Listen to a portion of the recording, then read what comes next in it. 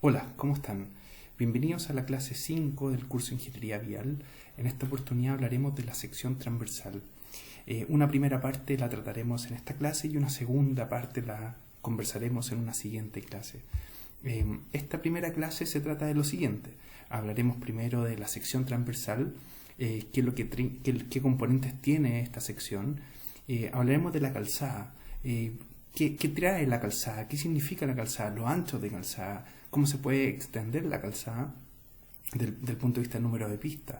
Hablaremos del bombeo, que tiene que ver con el escurrimiento de las aguas, las bermas, que son súper importantes desde el punto de vista de la seguridad, y hablaremos de este sobreancho de plataforma, que tiene que ver también con espacios que se dejan adicionales a las bermas para instalar, por ejemplo, barreras de seguridad o señalización. Y finalmente terminaremos con la mediana. ¿Qué es la sección transversal? Primero mencionar que la sección transversal de una carretera, cierto camino, describe las características geométricas de esta. Y en ese sentido también va a variar de un punto a otro, porque van a haber diferentes elementos que van a estar componiendo esta sección transversal. Como decíamos, va a estar la calzada, la mediana, ¿cierto? Van a haber sobreanchos necesarios, van a haber pistas auxiliares, dependiendo de cada caso. Entonces, va a haber mucha variación dependiendo también del terreno donde se encuentre, y eso es importante establecerlo. Entonces, vamos a hablar sección transversal como este corte, esta sección, ¿cierto? Donde uno puede ver el perfil completo, ¿cierto? Entendiendo que uno va a analizar la plataforma completa, ¿cierto? Esta plataforma vial. Y un poco cómo se ve esta sección transversal, algo que ya hemos mencionado especialmente en las primeras clases. Va a depender un poco del tipo de vía, ¿cierto? En este caso estamos hablando de una carretera unidireccional y tenemos, por ejemplo, una calzada, ¿cierto?, que apunta en un sentido de tránsito y otra calzada que apunta en el otro sentido. Son bombeos distintos, ¿cierto? Pensando en una mediana, ¿cierto?, que está al centro, ¿cierto?, de esta plataforma.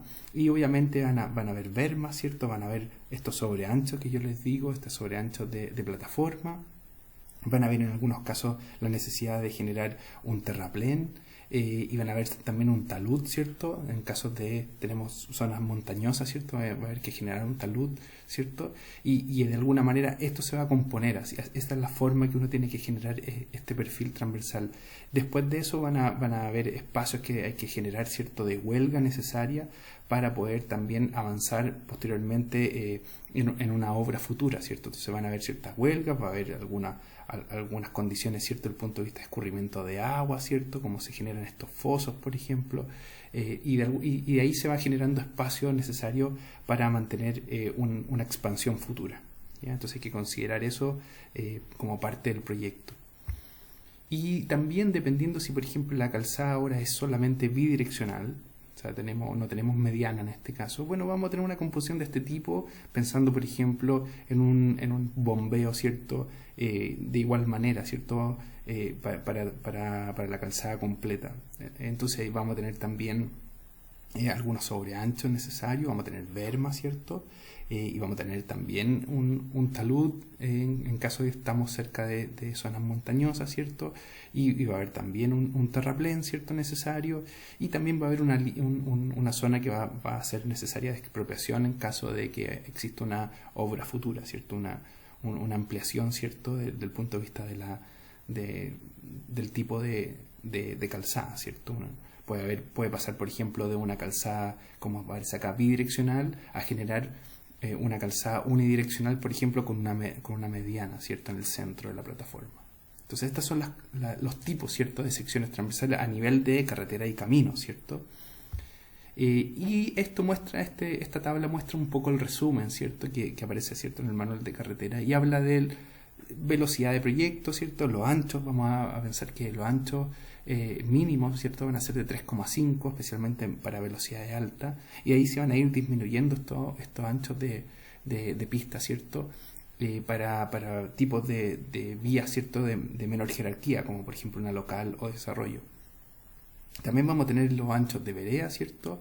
Van a haber bermas, anchos de bermas, y las bermas pueden ser de interior o de exterior.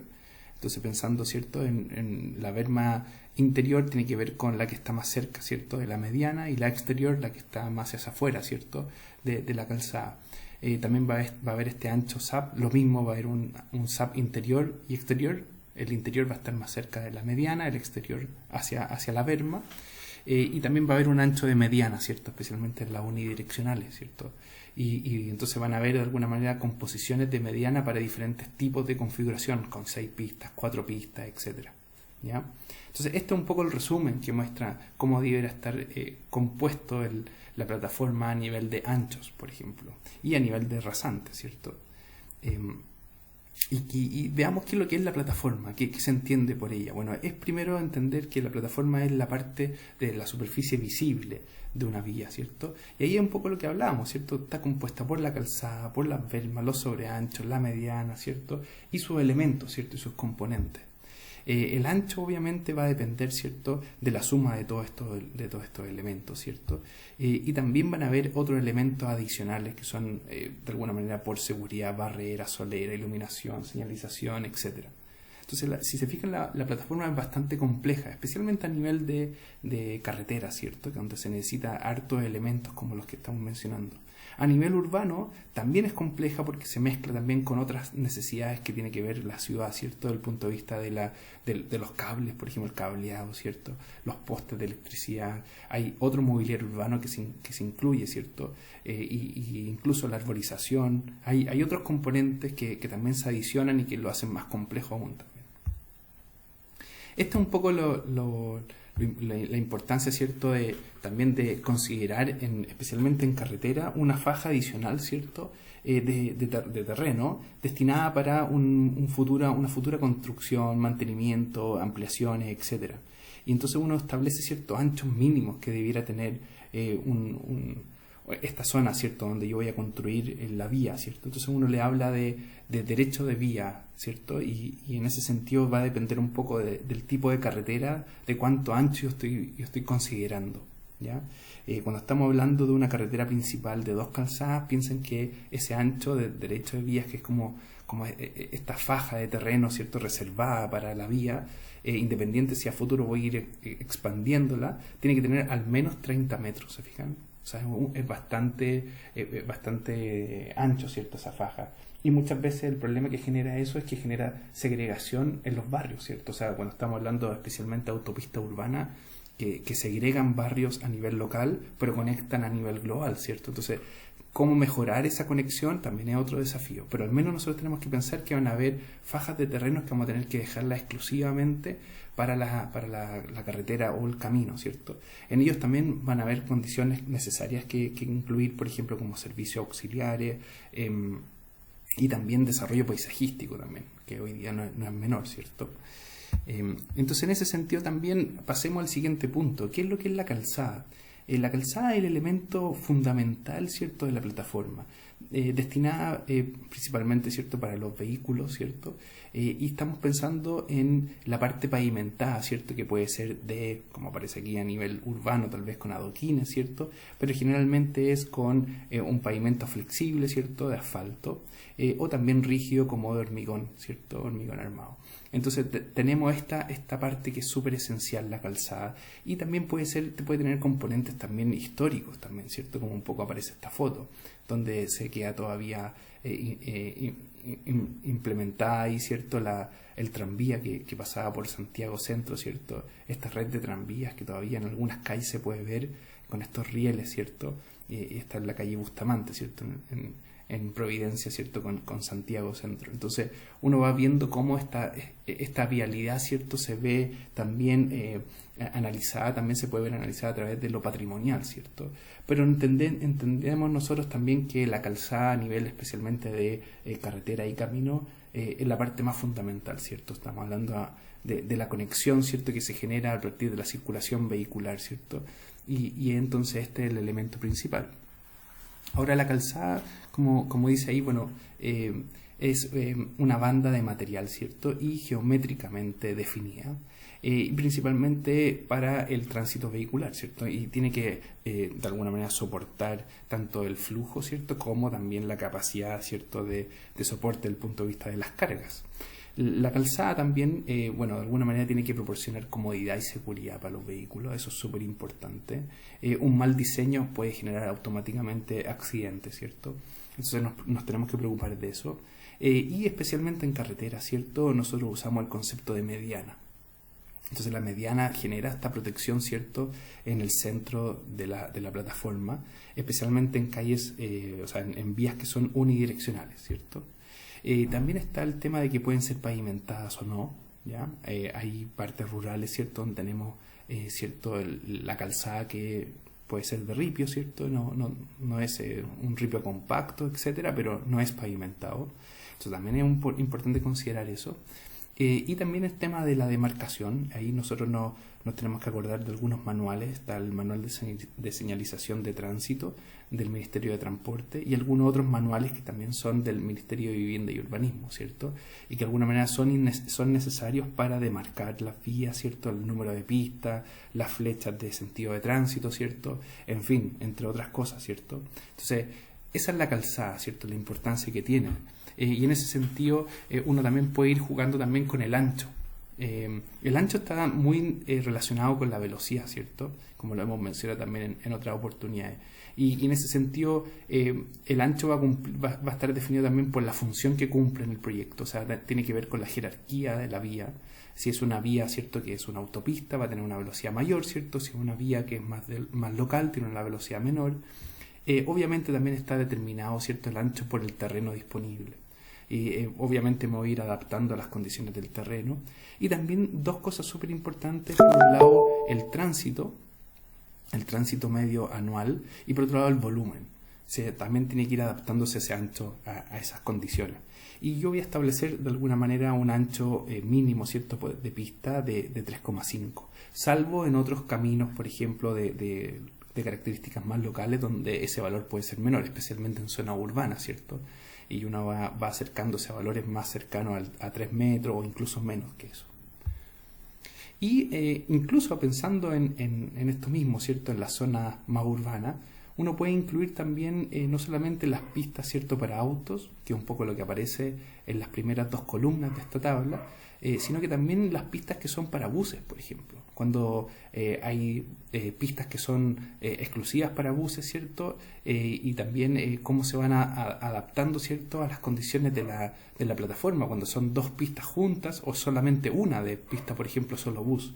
Entonces uno va determinando cuánto debiera ser el ancho de este tipo de vías, ¿cierto?, con buses, ¿cierto?, que pueden ser principalmente urbanos, pero también pueden ser interurbanos. Entonces también hay que pensar en eso. Ahora, si bien este curso no se basa mucho en transporte público, sí es bueno ir recopilando cierta información para ir considerándolo como un tipo más de vehículo. Y ahí podemos entregarle material adicional a esta clase para que ustedes vayan complementando lo que les voy entregando aquí. Entonces, como pueden ver, en las primeras dos columnas uno puede ver un ancho, ¿cierto?, de pista de la calzada, y va a depender principalmente de la velocidad, ¿cierto?, de la velocidad del proyecto que uno quiera tener. Entonces, para velocidades altas uno va a tener al menos un mínimo de 3,5, y para velocidades menores puede llegar incluso a 2,75, ¿cierto?, que incluso lo que se usa en muchos casos para las pistas de viraje, por ejemplo, exclusivas de viraje me refiero. Entonces, también obviamente va a haber una modificación del ancho de la calzada, y aquí van a haber varios casos. La primera tiene que ver con las pistas auxiliares, y eso está determinado de alguna manera por ejemplo, por pistas, ¿cierto?, que inducidas por un tránsito lento. Por ejemplo, una carretera donde tenemos, por ejemplo, una pendiente bastante importante, y los vehículos que son más pesados, ¿cierto?, obviamente bajan su velocidad por su pendiente, y por lo tanto hay que dejar, por ejemplo, incluir una pista adicional, ¿cierto?, auxiliar. Y en ese caso se le llama pistas lentas, y en ese caso el ensanche es por el lado derecho. Ahora, si se generan pistas rápidas, ¿cierto?, en el sentido de otro tipo de vías, se hace por el costado, ¿cierto?, de la mediana, ¿ya? Y en ese sentido hay diferentes formas, ¿se fijan? Entonces, obviamente aquí hay un concepto de que hay una reducción de capacidad, ¿cierto?, por el hecho de, por ejemplo, que hay un tránsito lento por diferentes condiciones de terreno o de otra cosa, y obviamente la pista auxiliar mejora un poco la velocidad y por tanto la capacidad. ¿Se fijan? Entonces es necesaria en este tipo de casos.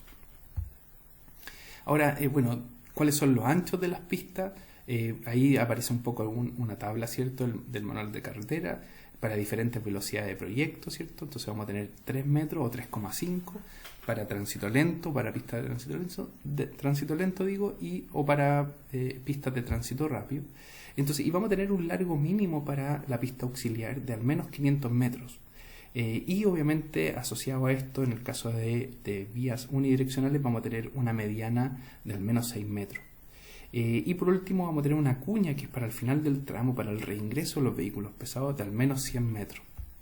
Y esto es un poco lo que aparece a nivel del largo de la cuña, ¿cierto? Para diferentes velocidades de proyecto y que habla un poco de esta zona de seguridad, ¿cierto?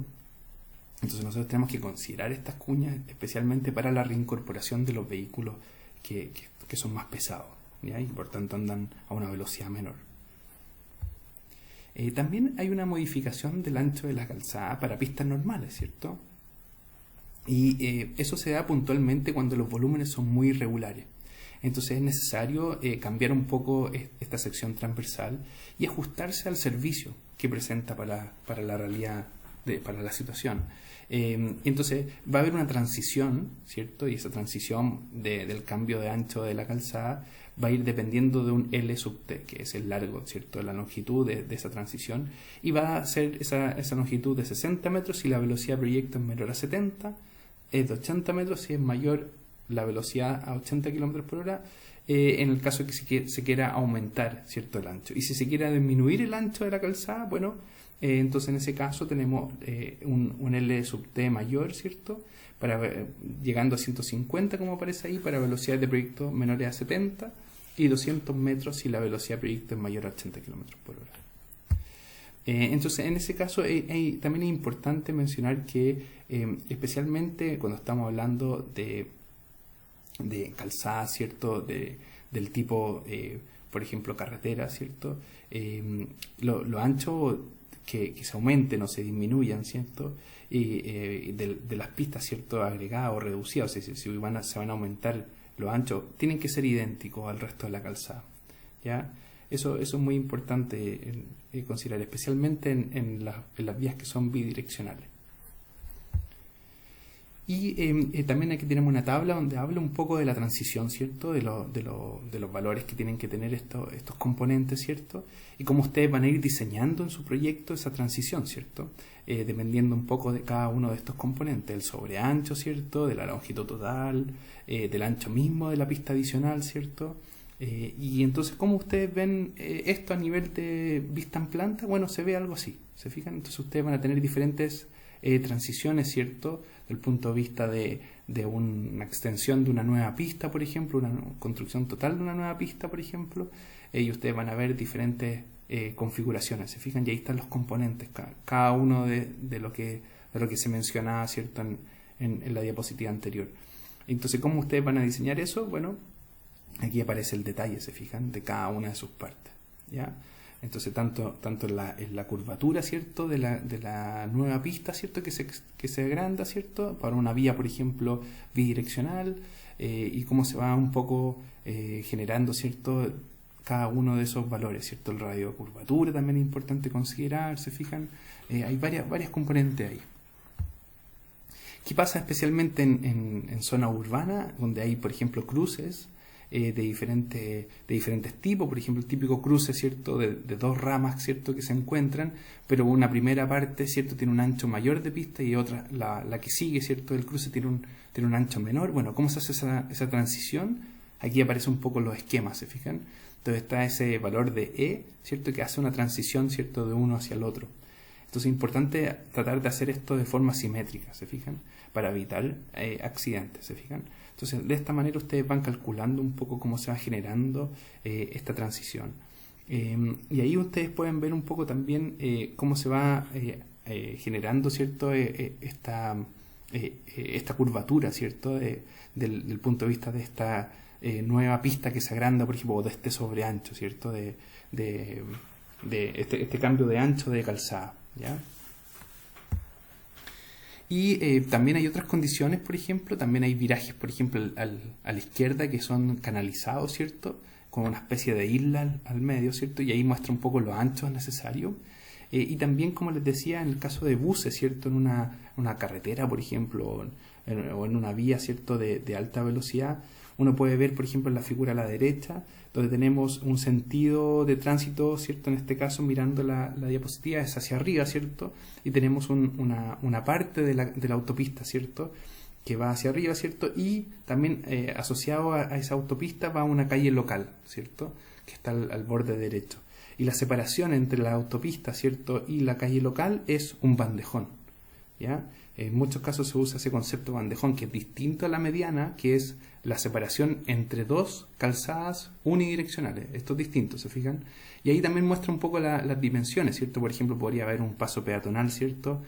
Para que de alguna manera se acerquen los peatones a tomar el bus, ¿cierto? Que se detiene en la calzada de la autopista, ¿cierto? Y además hay una especie de bahía, por decirlo así, para que el bus pueda detenerse, hacer la carga y descarga de pasajeros, ¿cierto? En el correspondiente espacio ahí, y puedan de alguna manera continuar el bus siguiendo por la autopista. Entonces, hay espacios de vereda acá incluidos, ¿cierto? Que hay que considerar, y también cierta demarcación necesaria, ¿se fijan?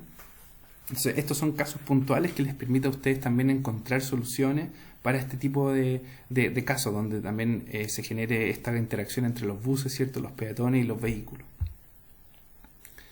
Entonces también hay modificación al ancho de las curvas, esto ya lo hemos visto anteriormente, pero solo para recordar. Entonces obviamente van a haber casos donde van a haber curvas circulares, ¿cierto? Especialmente con radio reducido. Va a haber que incluir un ensanche y va a estar asociado a los espacios libres adecuados, ¿cierto? Pensando en estas huelgas, ¿cierto? Obviamente ese sobreancho no tiene que disminuir la berma o el sobreancho de la plataforma, y esto un poco las condiciones de huelga que hay que considerar, ¿cierto? Para cada caso de curva ensanchada, en las calzadas de 7 metros y en calzadas de 6 metros, ¿cierto? Entonces las huelgas, ¿cierto? En el caso de las calzadas de 7 metros son un poco mayores, pensando en vehículos más grandes, ¿cierto? En comparación a las calzadas de 6 metros, que por lo general pueden haber vehículos más pequeños. Entonces, y toda esta modificación que estamos hablando de anchos de calzada tiene que estar bien representada. Es súper importante que esto se represente en los diferentes perfiles transversales, pero también a nivel de la planta del proyecto, ¿cierto? A nivel de la vista, ¿cierto? Desde arriba, ¿cierto? Cómo estamos mirando el proyecto a nivel del trazado. Y después pasemos al siguiente punto. ¿Qué pasa con los bombeos? Acuérdense que el bombeo tiene que ver con el escurrimiento, ¿cierto?, de las aguas. Y como yo voy inclinando un poco, ¿cierto?, esta superficie de calzada, ¿cierto?, para que de alguna manera se escurran las aguas y no se aposone, lo que sería muy peligroso desde el punto de vista de la circulación vehicular. Entonces la inclinación va a depender de varias condiciones. Una de ellas es cuánta lluvia se genera en la zona donde estoy y el tipo de superficie que tengo. Entonces eso va a depender mucho de la zona donde estoy construyendo la calzada, ¿cierto?, el proyecto vial. Y acá aparecen un poco algunas condiciones, ¿cierto?, de bombeo. Si ustedes se fijan, voy a necesitar un valor al menos, ¿cierto?, que bordea entre los 2 y 2,5, ¿se fijan? Ese es como el bombeo que al menos necesito, y obviamente va a ir dependiendo un poco del tipo de condición y cuánta intensidad de lluvia, ¿cierto?, estoy teniendo, ¿se fijan? Entonces ahí ustedes pueden ir comparando un poco ciertas cosas, y va también obviamente a depender del tipo de superficie, como les decía, el tratamiento que tenga, etcétera. El bombeo puede ser configurado de varias formas. Una primera forma tiene que ver con vertiente a dos aguas, ¿cierto?, en una calzada, por ejemplo, bidireccional, y entonces vamos a tener un bombeo hacia un lado, bombeo hacia el otro, y donde tenemos el eje de giro del peralte, ¿cierto?, en la mitad, ¿cierto?, en la mitad de la calzada. Pero también puede ser una segunda opción donde tenemos ¿cierto?, un bombeo a una sola agua, y que es la que hoy en día se está usando más, y tiene que ver también porque en muchos casos se puede generar una ampliación, ¿cierto?, una segunda calzada que vaya en el otro sentido de tránsito. Entonces se transforma esta vía que era bidireccional, se transforma ahora en dos calzadas unidireccionales, ¿se fijan? Entonces al final eso también se está usando mucho por este motivo también, ¿ya? Y por eso ustedes pueden ir también incluyendo este tipo de situaciones que pareciera ser que se adaptan mejor a futuras condiciones. Ahora, ¿qué pasa si tenemos una calzada unidireccional? Bueno, un poco lo que mostrábamos en la diapositiva anterior, ¿cierto? Bombeo, ¿cierto? Diferente, ¿cierto? Porque tenemos dos calzadas, ¿cierto?, unidireccionales, separadas, ¿cierto?, por una mediana, ¿cierto? O también podemos tener dos calzadas totalmente independientes, ¿cierto? Que no necesariamente están separadas por una mediana, ¿cierto? Y que de alguna manera ahí entonces el eje de giro del peralte está en la mitad de la calzada misma, ¿cierto? Más que al borde, ¿cierto? De la mediana, borde interior de la mediana, ¿cierto? Entonces ahí ustedes pueden ir viendo diferentes configuraciones. Ahora, la importancia de las bermas. Las bermas son franjas que flanquean, ¿cierto?, el pavimento de la calzada. Pueden estar constituidas por pavimento, ¿cierto? Hormigón, asfalto, diferentes tratamientos, ¿cierto? Y obviamente es importante el tema del espesor. Tiene que tener al menos un mínimo, ¿cierto?, de 0.05 metros, ¿cierto? Entonces eso no es menor. Y tenemos entonces que obviamente si es una carretera, ¿cierto?, y tenemos una sola calzada, ¿cierto? O sea, estamos pensando principalmente en vías bidireccionales. Las bermas deben de tener anchos iguales, ¿cierto? Y de alguna manera eso ayuda a una mejor conducción. Las carreteras unidireccionales, ¿cierto?, con calzada separada, pues, bueno, existirá, como decíamos al principio de la clase, bermas interiores y exteriores, ¿cierto? Las interiores van a estar más cerca de la mediana, ¿cierto? Y las exteriores, ¿cierto?, más cerca por fuera de la calzada, ¿cierto? ¿Cuál es la función de las bermas? Bueno, obviamente tiene que ver con una protección al pavimento, ¿cierto? Al pavimento mismo, a la calzada también. Obviamente es un tema de seguridad, yo puedo detenerme en casos de emergencia, ¿cierto? Permite psicológicamente tener esta luz libre lateral del punto de vista para los conductores, ayuda un poco a mejorar la conducción y obviamente ofrece un espacio adicional, ¿cierto?, para maniobras de emergencia. En caso de, por ejemplo, encontrar algún obstáculo, ¿cierto?, por ejemplo, temporal, me refiero, por ejemplo, a un animal o algún evento o alguna situación que se presente en el camino, ¿cierto? Y yo puedo esquivar, ¿cierto?, ese tipo de situación y usar la berma en esos casos, por ejemplo. Y lo importante entonces en ese sentido es que la berma siempre esté libre de obstáculos. Y obviamente tenga una compactación uniforme, ¿cierto? O sea, que tenga una buena calidad de pavimento. El ancho de las bermas, bueno, va a depender un poco también de la velocidad de proyecto, ¿cierto? Y entonces uno va a esperar un ancho máximo, ¿cierto?, de berma de 2,5 metros. Y de alguna manera, obviamente, no hay que quitarle espacio, ¿cierto?, al SAP, ¿cierto?, este sobreancho de plataforma, sino que son dos cosas distintas. Y ese ancho de berma se puede ir reduciendo a 1,5 o a 1 dependiendo un poco de este tránsito medio diario anual, ¿cierto? Y entonces dependiendo un poco de cómo va a cambiar eso, ¿cierto?, uno puede ir cambiando ciertas condiciones, ¿cierto? O sea, si para poco tráfico uno podría pensar en una berma de 1 metro, mientras que para alto tráfico uno tiene que tener al menos 1,5 metros. Y eso es un poco lo que uno puede ir cambiando a nivel de bermas. Y la pendiente transversal de las bermas tiene que ser la misma, al menos, de la pendiente transversal de la calzada. En caminos sin pavimento es un poco más complicado, ¿cierto? Y hay que utilizar ciertos mínimos indicados, ¿ya? Ahora veamos el sobreancho de la plataforma. Este sobreancho tiene que tener un mínimo, como aparece ahí, de 0,5. Y es importante también pensar desde el punto de vista de la protección, ¿cierto?, del pavimento, ¿cierto? Y tiene que ver también con cómo confinar las capas, ¿cierto?, de subbase y base, de modo que en el extremo exterior de la berma sea posible alcanzar la compactación necesaria. Y en ese caso también es importante pensar que también este sobreancho protege, como dice ahí también, separa las capas estructurales de las aguas que escurren por la cuneta, ¿ya? Entonces es súper importante también pensar que este sobreancho es necesario, ¿cierto? Y protege especialmente las capas, ¿cierto?, de construcción del pavimento, ¿cierto? Y el mismo pavimento en sí.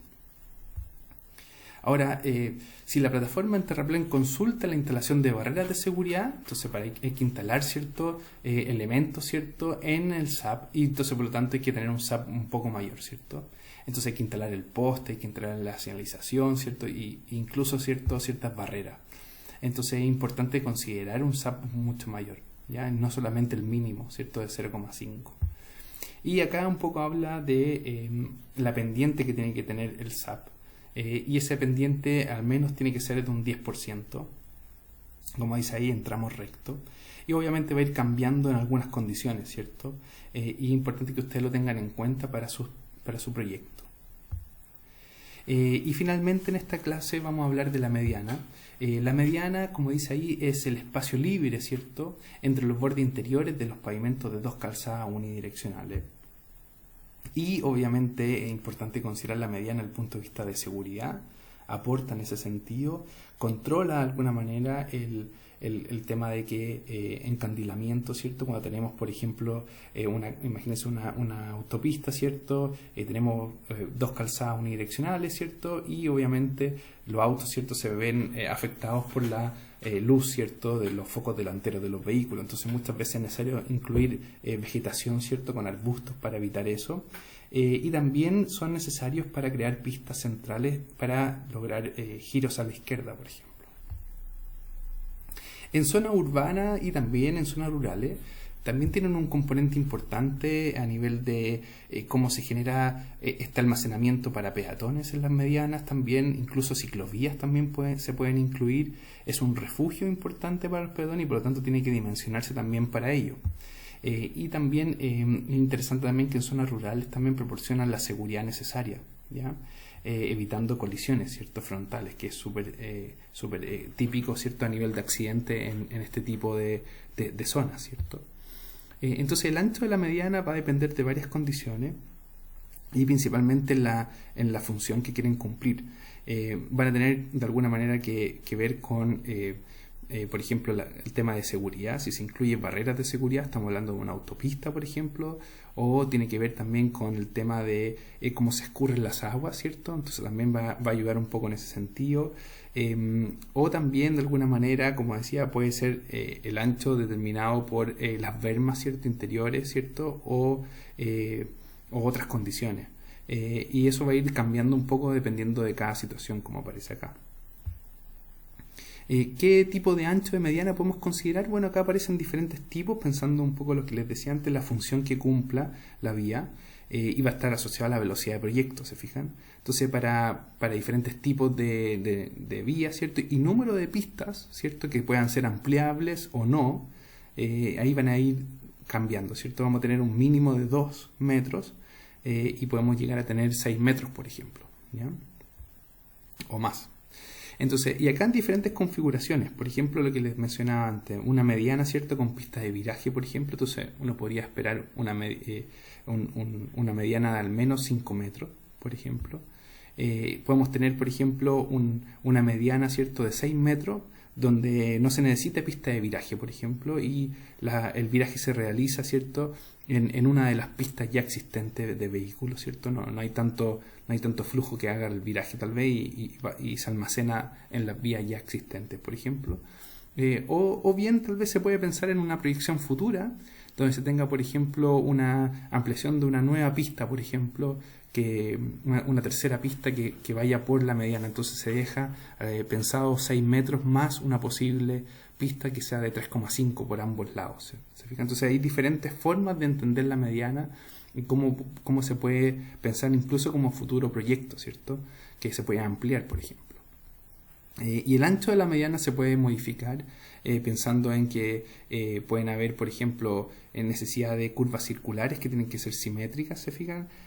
O hay un ensanche, ¿cierto?, disminución requerida, ¿cierto?, en la mediana, pensando en un radio, ¿cierto?, necesario de curva. Y esos son un poco los criterios que se manejan. Ahora, para ir cambiando un poco estas variables, ustedes pueden usar estas fórmulas que aparecen en el manual de carretera y que hablan de este ángulo del centro de la curva circular, y entonces de alguna manera va a haber una proyección de recta, ¿cierto?, y va a haber un largo de curva determinado, y está dado por estas fórmulas que aparecen acá. Ahora, para llevar un ejemplo y cerrando un poco la clase de hoy, les quiero mostrar un poco lo que aparece también en el manual de carretera, y dice solo este caso, ¿cierto?, cuando se tiene, por ejemplo, que ensanchar una mediana, ¿cierto?, de 4 a 6 metros, ¿ya? O sea, una variación, ¿cierto?, como aparece ahí, de 2 metros. Entonces, y el bombeo, por ejemplo, en este caso fuera de 2%, aquí se tendría diferentes valores, ¿cierto?, de las variables que mostrábamos anterior para diferentes velocidades de proyecto, ¿se fijan?